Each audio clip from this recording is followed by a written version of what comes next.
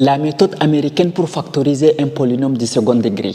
Nous avons p de x égale x au carré plus 7x plus 10. D'abord, j'écris ici x au carré plus 7x.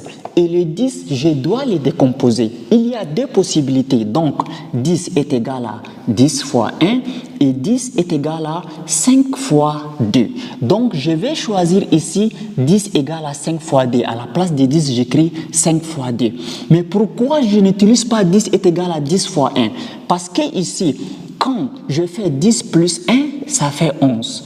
Et 10 moins 1, ça fait 9. Donc, le nombre qui est ici, c'est 7. Donc, on ne peut pas former une opération en utilisant 10 et 1 pour avoir 7.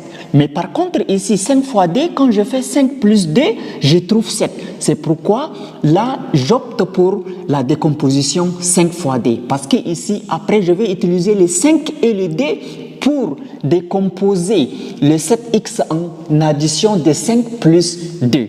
Donc ici, je vais avoir x au carré et le 7x, j'écris 5x plus 2x plus 5 fois 2. Maintenant, par la suite, je vais devoir ici factoriser 2 à 2 les expressions. C'est-à-dire x au carré plus 5x, le x au carré, j'écris x fois x. Et le 5x, j'écris 5 fois x. Et ici, le 2x, j'écris 2 fois x. Et ici, on a 5 fois 2. Maintenant, comme ici, je veux factoriser 2 à 2. Ici, il y a x et x qui sont des facteurs communs. Donc, je prends x en facteur.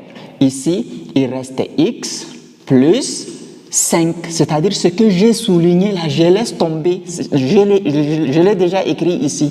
Donc, et là, maintenant, qu'est-ce qui me reste ici? Il y a 2, il y a 2. Donc, j'écris 2 facteurs de x plus 5.